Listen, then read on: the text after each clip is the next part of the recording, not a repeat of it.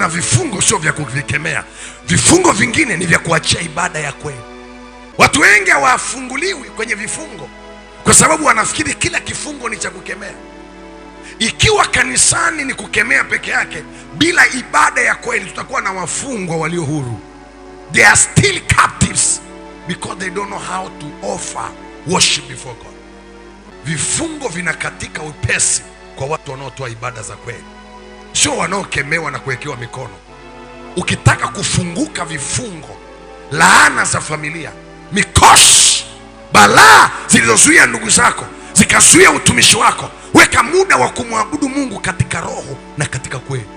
Utaona vifungo vinakatika, laana zinaondoka, umaskini unaondoka. Haujaukemea, lakini ibada ulioitoa imelazimisha supernatural power, uweza wa kiungu ukaachiliwa katikati yao.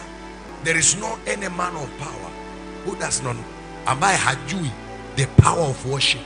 No one. You know, I was not a singer. Mimi nilikuwa nikiimba na pishana na hizi keyboard inaenda kushoto, mimi naenda kulia. Bwana asifiwe sana. But miaka kama 3 nyuma, Mungu alipoanza kunitokea na kuanza kunifundisha namna ya kutembea naye katikati ya milima ya maombi, nikaanza kushangaa, naachia nyimbo, naanza kuziimba, zinashuka, naimba, nazisikia. Wakati mwingine nalala kwenye ndoto, nasikia nyimbo zinaimba. Nikiamka, mimi ni mwinjilisti, siwezi kuimba. Nikaambia Roho wa Mungu, unaachia nyimbo, lakini nani anaimba sasa? Akaniambia, wewe utaimba. Siku moja nikamfuata mwalimu mmoja wa kwaya pale kanisani, hapo kanisani kwangu. Nikamwambia, nina nyimbo, Bwana amenipa wimbo. Sema amina wewe. Huwezi kutembea na Mungu kama hujui kumpa ibada, haiwezekani. Akaniambia, wimbo gani? Nikamwambia, nimezirekodi na kutumia, wewe utazitengeneza unavyoweza, lakini mimi nimezirekodi, utaziimba. Ndipo Mungu akaniimba, unatawala mbinguni, unatawala duniani, unatawala Jehova, unatawala. Nikaanza kuimba, nikaanza kuona nguvu za Mungu zinanifunika mimi mwenyewe, nikaanza kuona matokeo. Wakati naendelea kuimba namna hii, akaleta wa pili, akaleta wa tatu, akawaleta wa nne, akanihamisha kutoka hapo. Akaniambia, sasa nataka nikuingize mahali watu wanapoabudugi. Ukilala nikufundishe sasa hivi, usilale mwili, nafsi na roho. Unajua kuna watu ambao wakianguka hivi, wanaanguka mwili, nafsi na roho. You are a dead man. We ni mfu. Hatulali kila kitu. Mwambie jirani yako, hatulali kila kitu. Mungu alinifundisha kuassign mambo 4. Namba 1, na iasign roho yangu imwabudu Mungu. While I'm sleeping, let my soul, because sijui kama unajua ya kwamba roho zetu hazina umri wetu. Roho zetu hazichoki. Mwili ndio unachoka, na unaona kama haiwezekani tena, lakini roho yako iliumbiwa umilele, ilikuwepo kabla ya mwili. So Mungu anaruhusu roho yako ikavaa mwili. That's what we call incarnation. Roho inavaa mwili. Roho ilikuwepo na ndio roho ina umilele. Ukifa, huu mwili na mapua yako na mauso yako yanazikwa, lakini roho yako inabeba umilele. Kwa hiyo tunapolala, hatulali roho, tunaziambia roho, sikiliza, ni saa ya kwenda kumwabudu Mungu. Ndio unashangaa mtu anaabudu, anaabudu, anaomba katika ndoto. Bwana asifiwe sana. Niliona watu juzi wanasema, nimekuota. Umeniota nini? Nimekuota tunakula wote. Akamwambia, sio mimi. Mimi huwezi kuniota tunakula pamoja. Sema amina. Labda uniote tunaomba pamoja. Sema amina katika jina la Yesu. Haleluya. Haiwezekani mtu akatokea akasema, nimekuota nini? Nimeona tunakimbizwa na nyati. Mwambie, sio mimi, sio mimi. That is not me. Sio mimi huyo uliyeniona. Sema amina katika jina la Yesu. Nimekuota, tunafanyeje? Tumetekwa. Mwambie, sio mimi. That's not me. Mimi ukiniota lazima uniote tunaomba. Ukiniota lazima uniote na kupiga power. Ukiniota lazima uniote na kupaka mafuta. Sina kazi nyingine zaidi ya hiyo. Nimekuota nini? Umekufa, mwambie sio mimi. Mimi siwezi kufa kizembe. Haleluya. Sasa watu wasioelewa ulimwengu wa roho hawezi kunielewa. Wanaweza kuona kama naongea kitu cha kawaida. Nimemwona Mungu ambaye anagusa watu wananitafuta mimi ambao hawanifahamu wala hawajui kuniona popote, lakini nakutana nao huko kwenye ndoto zao. Sema amina. Tunakutana huko.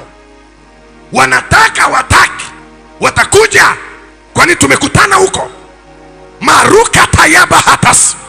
Bwana akupe hiyo neema katika jina la Yesu. Siku moja nimepanda madhabahu namna hii, nimefika namna hii, nikasikia mama mmoja anaanza kupiga ukunga.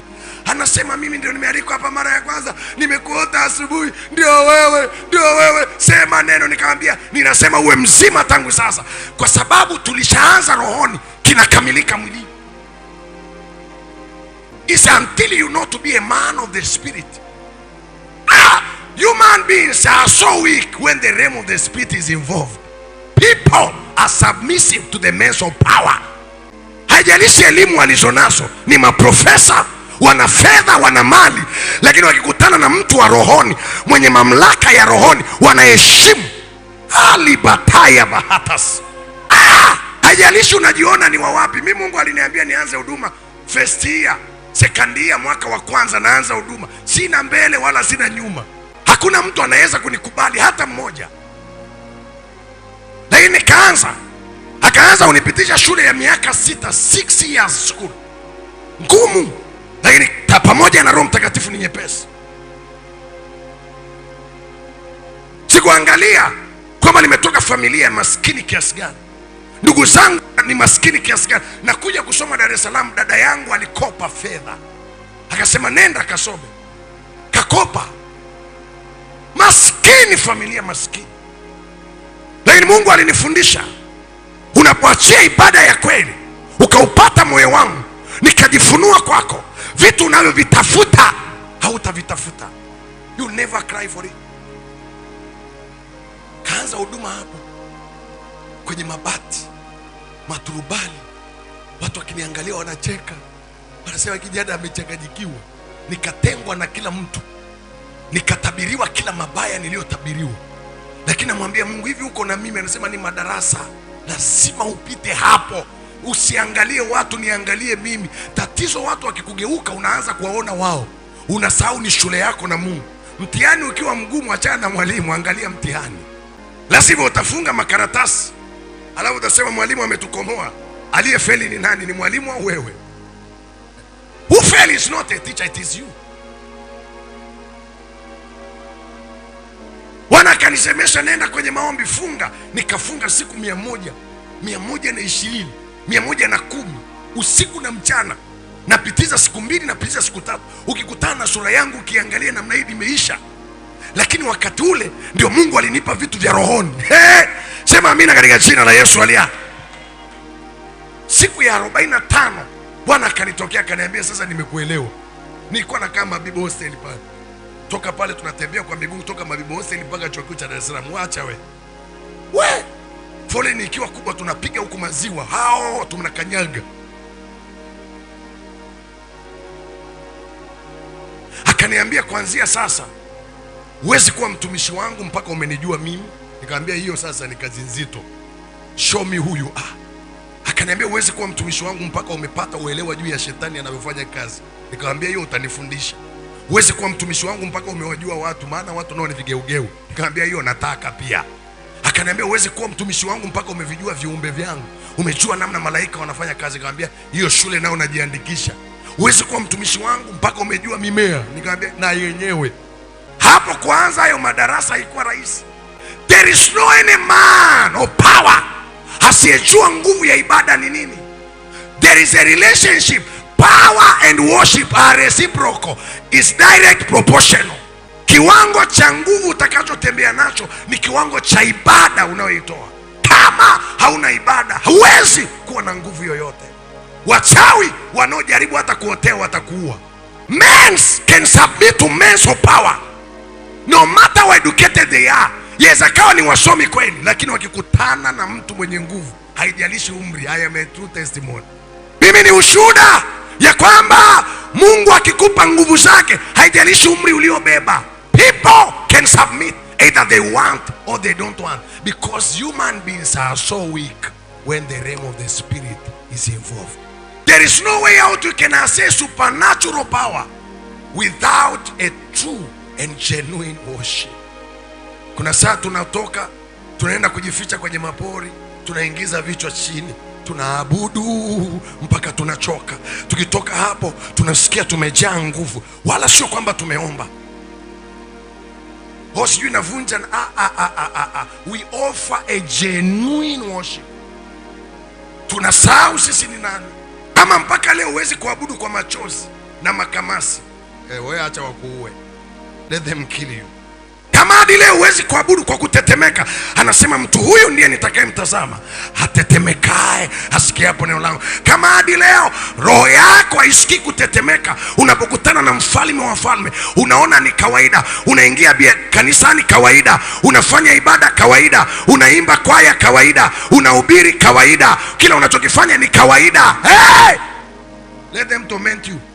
Later they will kill you. Sisi wengine tumetoka kwenye familia ambavyo kulikuwa kuna mpaka. Dada yangu wa kwanza amefika form 4 akafeli, akapata 426. Akaenda kusoma Mpwapwa, ni mwalimu. Kaka yangu anayenifuata, he was very bright, hadi kwenye kanda akaongoza kanda nzima ya Arumeru Mashariki, akaongoza yote. Halafu alipofika form 4 na yeye akafeli, akapata 426 kama dada yake. Nikabaki mimi mhubiri. Na sijaelewa kwamba tayari kuna shida. Nilipofika form 4 mock examination, na mimi nikapata 426. Then I realized this is a pattern of, no matter how anointed you are, you can be limited. I know, najua umeambiwa ya kwamba anointing can break chains, can break everything. You can be anointed and yet limited. Wananiuliza unamaanisha nini? Full of anointing, empty pocket. Upako upitao kawaida na una hata 100. Are you not limited? Full of anointing but family problems. Are you not yet limited? Una upako wa kutosha lakini una hata 100 mfukoni. Hiyo sio mpaka. Una upako wa kutosha lakini kila unayemchumbia anakukataa. Is this not a limitation? Maruka tayaba hatas. In the name of Jesus. May the Lord give you grace in the name of Jesus. Sitakuwa na upako uliozuiwa. You know there are laws that provoke anointing to be limited. Kuna vitu vinaweza kusababisha upako ulionao ukawa na mipaka. Jambo la kwanza is failing of ordination.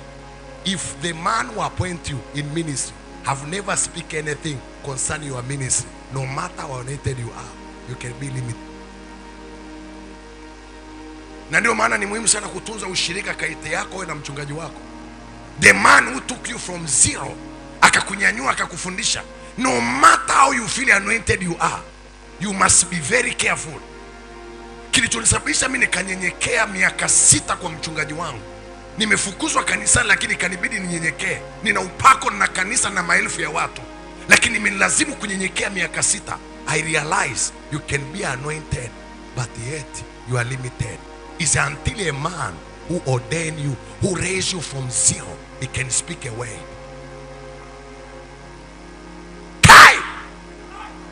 You know what happened? Listen, nisikilize. Mimi nimeanza huduma, mchungaji wangu amenikataa.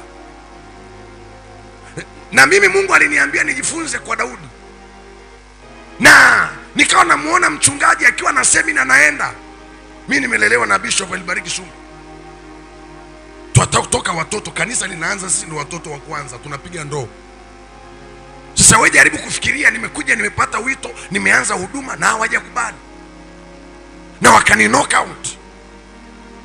Nisikilize kwa makini wewe. Wakani knock out. Natafuta hata mahali pa kwenda kujishikisha. You cannot change fathers. Fathers are not nappies. Wachungaji sio nepi ambazo unavaa unajeuza hii unabadilisha popote.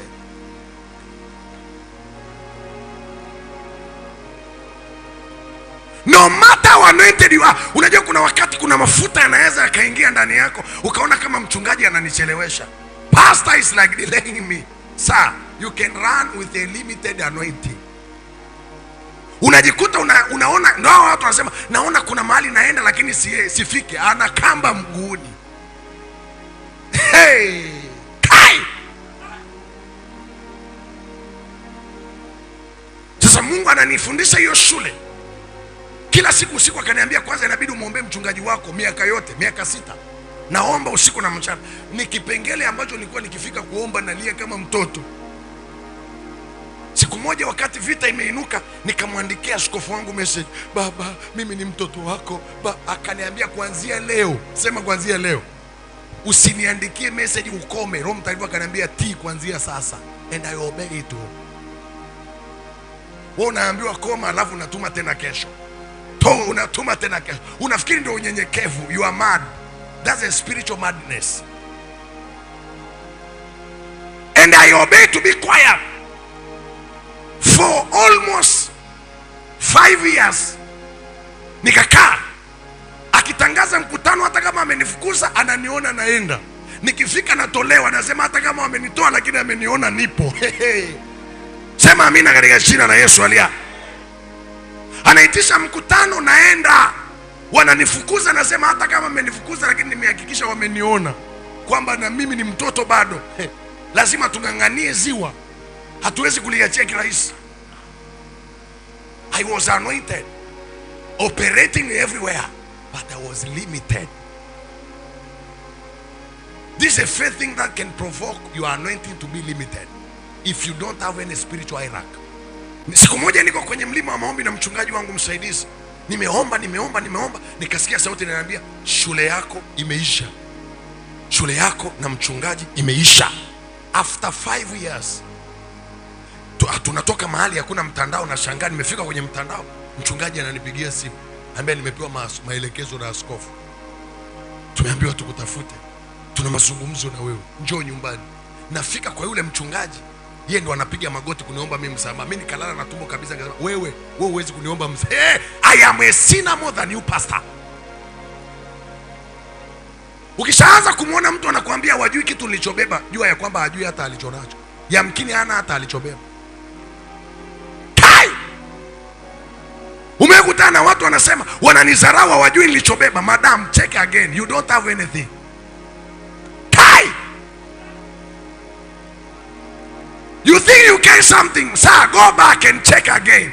Perhaps you carry nothing rather than you carry pride.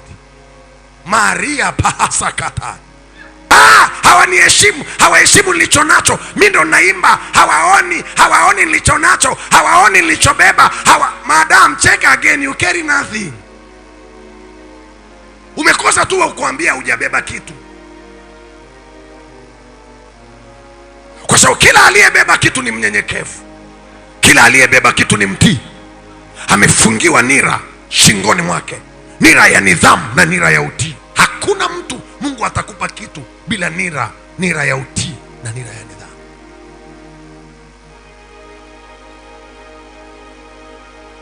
Hapo akaniambia, kwa hiyo mchungaji ameniambia kuanzia sasa uko huru kwenda kwenye mikutano yake. Mwaka wa 5 huu. Nikamwambia asante Yesu. Hiyo ni mwaka juzi, mwaka 2024. Nikamwambia asante Yesu. Maadamu ameniambia kwenye mikutano naweza kwenda, kuanzia sasa nikimsikia popote mimi nimo. Kwa akisema yuko wapi naenda. Nina watu, nimebarikiwa, nina pesa, but spiritual the oil was limited. Yaani unakuwa ni kama kuku ambaye anakaribia kufika mlangoni, anataka kuingia kwenye mlango, kamba inamwambia rudisha miguu nyuma. Go back. Kwa mwaka mzima 2024 nikawa naenda kwenye mikutano. Akiita yuko wapi naenda. Akiita yuko wapi naenda. Ananiona, ananiombea, naambia afadhali hata unaniwekea mkono kuliko miaka 6 niliyoteseka, miaka 5 huko nyuma. Nanyenyekea, nikipata sadaka natoa. Nisikilize kilichotokea ni nini. Mwaka jana mwezi wa 2 Bwana akaniambia ondoka madhabahuni, nenda ukaombe mwezi mzima. So I remove myself from altar. Nikaachia wachungaji madhabahu, watoto niliowalea nikawaambia kaeni hapo. Mimi nimeambiwa niende kwenye maombi. Nikaenda kwenye maombi, nikakaa mwezi wa pili wote kwenye maombi, usiku na mchana, niko mlimani usiku na mchana, mwezi wa pili wote. Siku ya mwisho nikaona kwenye maono nimepita kwenye dhoruba kali, bahari iliyochafuka mno, alafu nimefika ufukweni. Wanaonipokea ni wale wa mama wa zamani ambao tulikuwa tunaomba nao kwa bishop, ambao ni waombaji wake mpaka leo. Wanaambia karibu, karibu. Wananifuta uchafu, wananifuta nini, naambia karibu, umeshinda, karibu, umeshinda, karibu, umeshinda. Nisikilize, nikashtuka kwenye yale maono, nikasema hii ni nini? Ina maana Yesu umeniweka hapa siku 28 ili nije nione hiki? Ninaanzia wapi? Wale wa mama ndio waombaji wake mpaka leo, wamekuwa wabibi, lakini wamenipokea. Nikashtuka kwenye maono. Ili nashuka kwenye maono, Roho Mungu akaniambia chukua simu. Nikachukua simu. Ile nimewasha simu namna hii. Tangazo la kwanza, ibada ya watumishi Metropole, Bishop Elibariki Sumbe. Sauti ikaniambia lazima uende. I say, dereva, where are you? Come. Nikabeba na mke wangu, nikamwambia tunaenda Arusha sasa hivi. Nikaenda Arusha. Kule Metropole ni kanisa kama ni jengo kama hili, nikakaa kule juu unapokaa. Nikasema sitaki. Sasa watu wameshaniona huko kwenye mitandao, kila mtu Bwana asifiwe. Nikasema nisije katengeneza ukuu tena kwenye nyumba ya wakuu. Don't create greatness in the house of great men.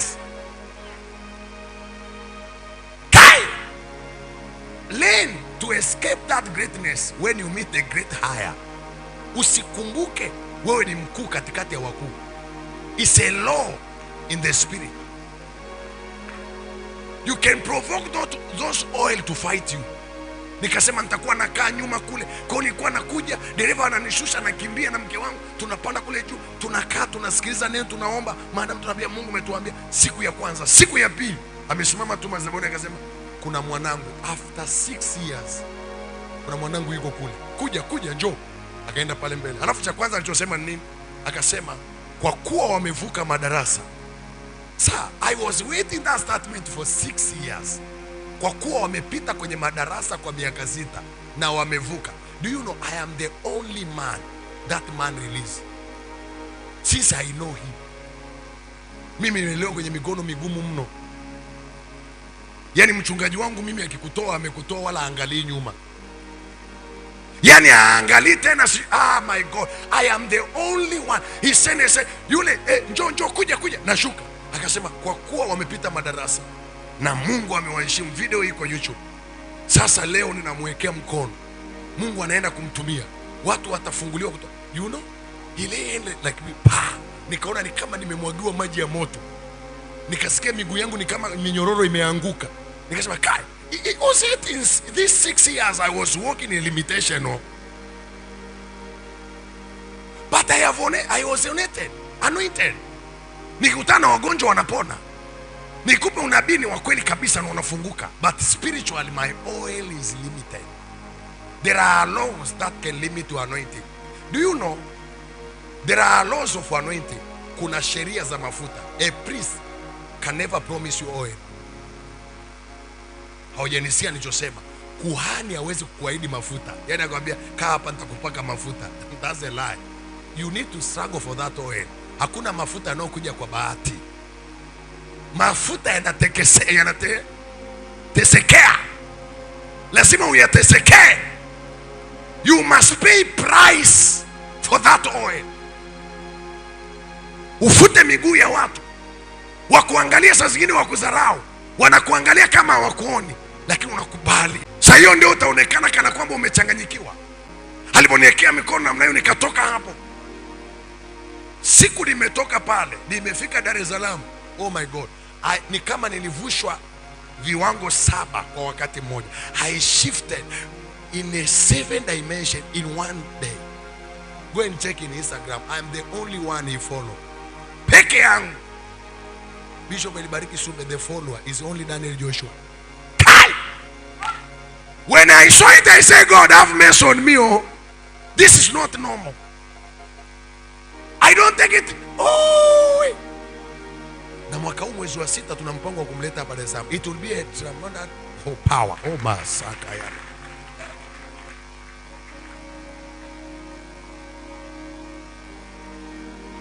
Kwa hiyo walipopata 426 nikabaki mimi. Nilipofika na mimi form 4 nikapata 426. Nikasema hiki ni kifungo cha familia. Nikafunga siku 3 kavu usiku na mchana. Nikamwambia Yesu, najua mimi hata nikisema kwa akili zangu binafsi ni faulu haiwezekani. Yani I was the one with the last in the school. Yani mimi ni mmoja ambao ulikuwa unapata 0, 20, 15 ndio ilikuwa maisha yangu. Na Yesu ni Bwana na pepo wanatoka. Lakini nafeli. Nikamwambia Yesu, nifungue ufahamu. Siku ya kwanza, siku ya pili, siku ya 3 asubuhi nikaona Yesu amenitokea chumba. Tulikuwa tunakaa chumba na sebule. Sisi tumetoka kwenye umaskini my friend. Tulikuwa tukisema Bwana asifiwe. Tunarudisha mikono nyuma namna hii, kurudisha sweta. Maana suruali zote zimechanika. Matako yote yako wazi. Akanitokea akaniambia, nimekufungua ufahamu tangu leo. Mahali ndugu zako hawajafika, wewe utafika. Nikashtuka kwenye yale maono, natetemeka namna hii. Machozi yananitoka. Nikaenda nikamgongea mama yangu, nikamwambia mama, Yesu ameniambia kuanzia leo amenifunga. Akasema amina. Akajeuka upande wa pili. Nikasema mama, mbona mama yuko serious? Kumbe darasa lako ni la kwako mwenyewe, alimuhusu hata mama yako. Form 4 nikapita, nikaenda form 5. Tangu nimekanyaga form 5 mpaka namaliza form 6, I was the best student. Ukiniuliza ilikuwa inawezekanaje sijui. Form 6 nikapata division 1 ya 0.7, nikaja chuo cha Dar es Salaam hapa. Aliponitokea Yesu akaniambia, nimekufungulia ufahamu. That was the all of it. Nikaja kusoma BA Language Studies hapa, Bachelor of Arts in Language Studies, specific in linguistics. Nikaingia chuo kikuu cha Dar es Salaam. Naendelea na injili, lakini Mungu akaniambia ni saa ya kufanya kazi. Mpaka namaliza chuo kikuu cha Dar es Salaam, kwenye faculty yangu mimi nilikuwa ni mmoja wa watu wanaoongoza. So I had the probability. Listen, nilikuwa na uwezo wa kubaki pale chuo na kufundisha. Kwanza wakati huo ninaanza kuombea watu, madaktari, walimu wangu ndio washirika kanisa, maprofesa. Kwa nilikuwa naweza tu kumwambia mtumishi wa Bwana, nataka nibaki hapa niendelee kufanya kazi. Wakaambia, hii sio wito wangu. Hatuhubiri kwa sababu hatuna kazi ya kufanya. Tumeweka vyeti pembeni, tumeweka heshima pembeni, na vitu tunavyoweka pembeni tukanyanyuka. There is no man can access God's power and remain a normal man. In fact, Mungu hajakuumba uwe mtu wa kawaida. Ukiona wewe ni wa kawaida una vifungo. Na kama sio una kifungo, ni tafsiri ya wazi ya kwamba hujajielewa umebeba nini. Hakuna mtu Mungu amemuumba duniani hapa awe mtu wa kawaida. Hayupo. Inua mikono, sema nakataa kuwa mtu wa kawaida. Paza sauti, sema nakataa kuwa mtu wa kawaida. Kwa jina la Yesu aliye hai. Moja ya kitu niliwahi kufundishwa na Bwana ni kwamba ukifanya ibada ya kweli, katikati ya ibada ya kweli, Mungu anakufunulia wewe ni nani. Who am I? Who am I? Who am I? You'll never know who you are until you offer a genuine worship. Men knows who they are after they bow before God. Kuna kitu nimejifunza kwenye ufalme wa Mungu. Ufalme wa Mungu hauna elevators. Kuna ngazi peke yake. Yaani utapanda ngazi ya kwanza, utatulia, utaona kama ndio umefika. Nakwambia hamna, kuna ya pili. Utapanda tena, utaona kama umetulia. Ongeza, utafika ya pili, utafika ya tatu, utafika kwenye floor. Utasema, asante sana. Hiyo ni floor ya kwanza. Usirizike na floor ya kwanza. Floor ya mwisho ni mbinguni. Kama hujaingia mbinguni unarizika nini? Hayuko mtu anastahili kurizika hapa Tanzania wakati hujafanya kazi kama kina Oyedepo. Is it Oyedepo? Wako hapa, picha zao ziko madhabahuni. Wako hapa, wako huko walipo, lakini dunia nzima hii wametikisa. Wanaishi maisha ya kifalme, wana neema ya Mungu. Alafu unakuja kurizika na washirika 12. Unahitaji kifo. Unarizika na milioni 2 mfukoni, unahitaji kifo. Nilikuwa nasoma chuo kikuu cha Dar es Salaam, na wakati mwingine tulikuwa tunaenda kuhubiri makambi ya Pasaka. Mimi nilikuwa napelekwa kule Bukoba. Unajua sasa kutoka hapa Dar mpaka Bukoba, Mungu ni Bwana. Na waacha watu wanaendelea kusoma, mimi naenda Bukoba. Halafu ubaya, mwezi wa 4 ni mwezi wa mitihani. Si unafahamu? Watu wako wananiambia, evangelist umechanganyikiwa, utafeli vibaya, utadiscontinue. Nawaambia nilie naye ni mkuu kuliko makaratasi ya chuo. Usiige lakini Utadisco alafu unakuja tukuwekea mikono tena. Naenda kule, wakati nimeamka asubuhi, nimechelewa. Kwanza nimechelewa kulala, kwa hiyo nimechelewa na basi. Naamka naangalia pale Mabibo Hostel na kaka Dokudi. Naangalia kwa chini namna jua limeshatoka, anasema safari ya Bukoba imeisha. Nanyanyuka haraka naanza kuoga, na wala hata sikuoga ile siku, nilichukua tu shati nikalivaa, sikulifunga kifungo, nikatoka naendelea kulifunga, nikachukua ile natoka mlangoni, nikasikia sauti inaniambia kuna pamphlet ulipewa jana jioni na yule. Yaani kwa kuna mtu hapo ile bebana akaniambia, wewe dogo, wewe ni ndo festia hapa. Hebu chukua ile pamphlet litakusaidia mbele ya safari huko. Nikasikia sauti inaniambia libebe ile pamphlet. Mimi nikalibeba, nikaliweka mfukoni. Wala sijajua ni kwa ajili yani, nikalitii nikabeba. Nikasafiri, nafika Ubungo. Kwanza nimetoka pale nje Mabibo Hostel. Magari naona yamejaa, mara naona kuna foleni. Nikamwita bodaboda, nikamwambia njoo nipeleke Ubungo haraka nitakulipa hela yote. Bahati mbaya mfukoni na 1000. Na nimemwambia nitakulipa hela yoyote. Tunafika Ubungo stand. Lile basi tunaambiwa limeshatoka hapa na dakika 5. Nikamwambia bodaboda likimbize na kulipa hela yoyote. Nimesahau kwamba mfukoni na 1000 tu. Tukaanza kulifuata hao. Tukaja kulikamatia kibanda cha mkaa. Piga honi, wewe likasimama lile basi. Naliona ndo hili hapa, naambia sasa dereva wameshasimamisha sasa, huyu hapa tulikuwa tunamsubiri. Shati sijafunga, naenda kufunga huku na pale. Namuuliza dereva shingapi? Akajikuta anasema nipe buku. I was very shocked. Kai! Nilitoa 1000 huku na nena kwa lugha paranta barakata saka ya bahata. Bwana akupe neema katika jina la Yesu alia. Nikatoa ile 1000 nikampatia. Nimeenda kukaa kwenye kiti ndo nikakumbuka, Mungu wangu, hivi angesema 10,000 ningeitoa wapi? Nikakumbuka kweli wataendaje wasipopelekwa. Nikaanza safari. Nimeenda nimehubiri Bukoba. Viongozi wa kule wakasema tunataka uende mpaka mwenyekiti wa mkoa, nenda mpaka Geita. Kwa hiyo kanikatia tena safari, nikashuka Geita na Nyankumbu. Nimefika Nyankumbu usiku, Roho wa Mungu akanitokea kwenye maono, akaniambia chukua ile pamphlet peji ya 52 ulisome. Is until you know how to live prophetic you can your life can change. And you can say, how can I live prophetic? If you are living under the influence of the Spirit, you are a prophet. Kama unaongozwa na Roho Mtakatifu, na wewe ni nabii. So nikachukua ile pamphlet, nikafungua sura ya 50, namba 52. Nikakuta pale wale wasoma language, unajua is pronunciation, mafuvu yanavyojengwa, yale manini unavyosema pi pa nga wamechora yote pale. Nikasikia soma na uyaelewe. Nikasoma nikachora yote. You know, Bwana akaniambia huu ndio mtihani, ukirudi tu utakutana nao. Akaniambia mtihani wa mwaka huu hautakuwa mtihani wa kuandika, utakuwa ni mtihani wa kuchora tu. Kuchora hiyo njia tu ya upumuaji. Phonetics, asante sana. Nikafika.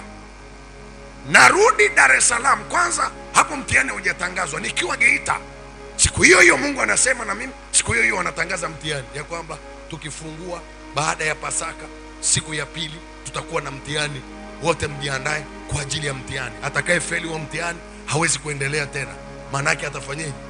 Atakeri. Roho wa Mungu akaniambia ndio ile nilikwambia usiogope. Nikapanda basi, nimetua. Safari ya Bukoba unajua ni siku 2. Nimetua siku ya kwanza, siku ya pili natua namna hii na wahi Dar es Salaam chuo kikuu kufanya mtihani. Nafika kwenye vimbweta nakuta watu wana carry definitions. Huyu amefungua hii, huyu amefungua hivi, nikawaangalia nikasema haitoki, hamna kinachotoka. Wakanicheka mno. Nikamwambia naomba niwaambie tu ukweli, mtihani wa wiki hii tunachora tu. Walicheka mpaka wakakaa chini. Wakasema tangu tumeanza kufuatilia chuo tukaanza kuona watu wanasoma, hatujawahi kuona watu wanachora tu. Nikamwambia mimi nimesikia. Wakacheka mno. Ubaya ni kwamba tukaingia kwenye ule mtihani. Aliyegawa ile mitihani ni mzee wangu wa kanisa sasa hivi.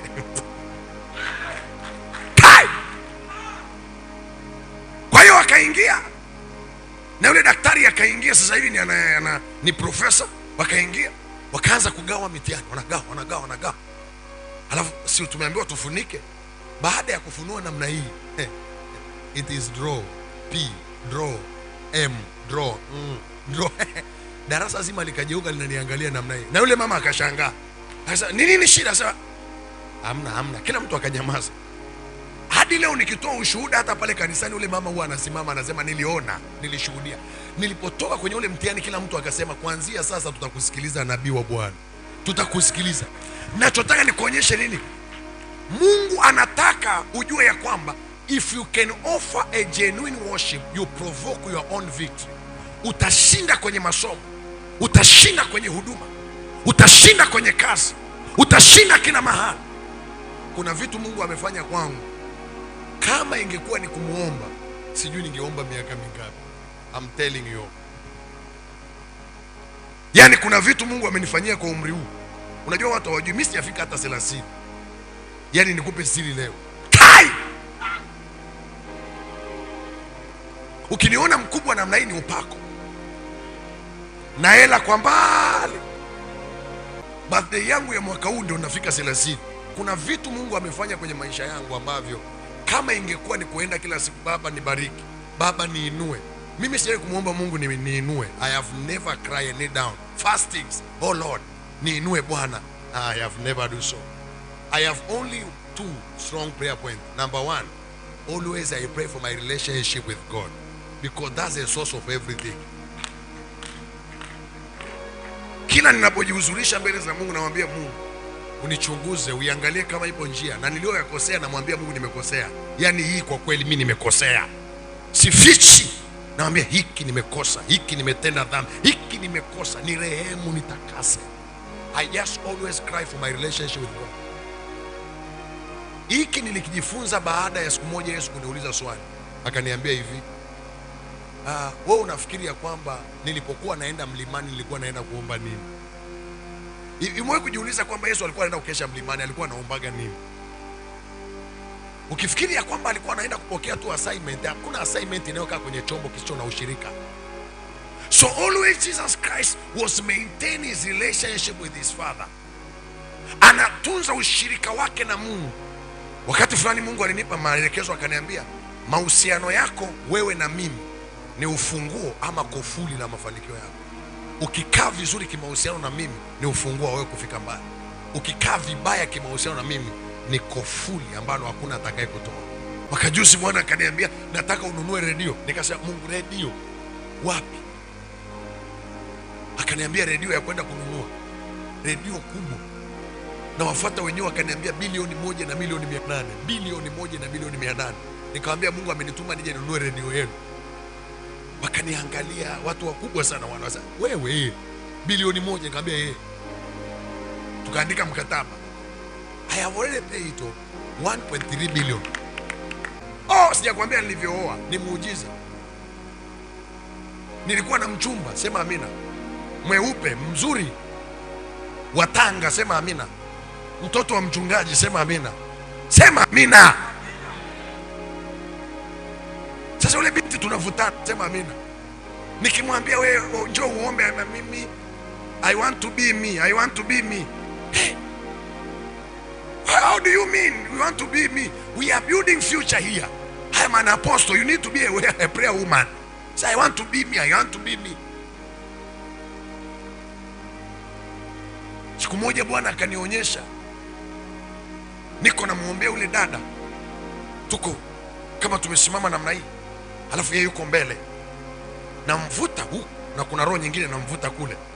Alafu akatokea mzee mmoja akaniangalia, akaniambia, wewe unataka umfanye mtoto wangu namna hii? Nilivyoangalia na mimi nikamuona mama mchungaji mzuri amevaa nguo ya kitenge. Akaniambia, binti yangu hawezi kuwa namna hii, binti yangu atakuwa hivi. I saw a prostitute.